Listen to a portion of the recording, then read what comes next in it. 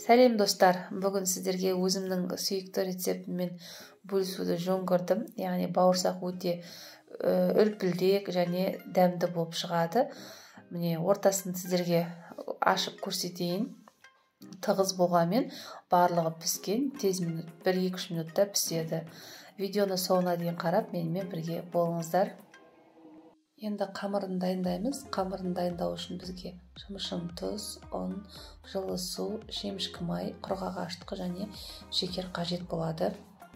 Алдымен ыдысқа електен өткізілген ұнды салып, оның үстіне шекер саламыз және құрғақ ашытқыны салып, кішкене қасықпен жаймендеп араластырып аламыз.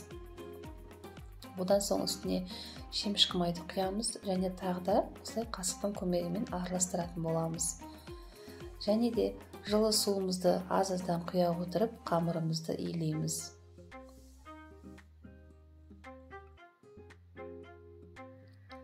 Міне біздің қамырымыз дайын болды.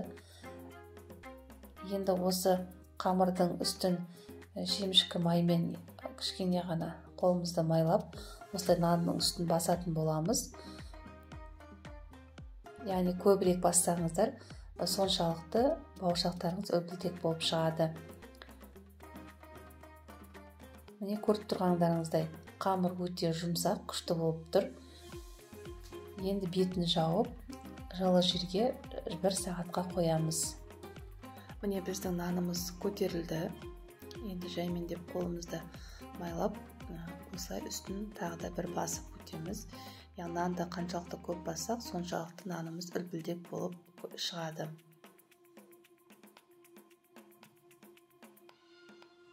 Енді тақтайымыздың үстіне шамалап қана ұнды себеміз, көп сеппейміз, шамалап қана сеуіп, нанымызды осылай қолымызбен жазып шығамыз. Нанымызды мықты қалың да жұқа да қылмай жазамыз оқтаумен. Мықты жұқа болса нанымыз көтерілмей қалады және қатты болып кетуі мүмкін. Сондықтан нанымызды бір қалыпты мөлшерде жазып шығамыз.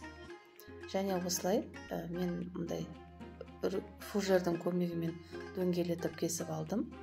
Енді әрбір кескен бөліктерімізді осылай табаға салып алып, қалған бөліктерін тағы да осылай қолымызбен біріктіріп, тағы да жайып, осылай фужердің көмегімен тағы да ысып, осылай дөңгелектерді бөліп шығарамыз.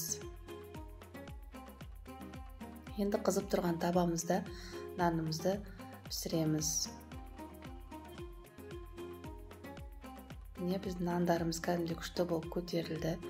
Екінші жағына ауыстырып, осылай барлық бауырсақтарымызды осылай пісіріп аламыз.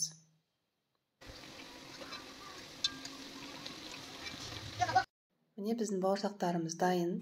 Егер менің рецептім сіздерге ұнаған болса, менің каналыма тіркеліп, лайк басып, комментарий қалдыруларыңызды сұраймын. Сау болыңыздар.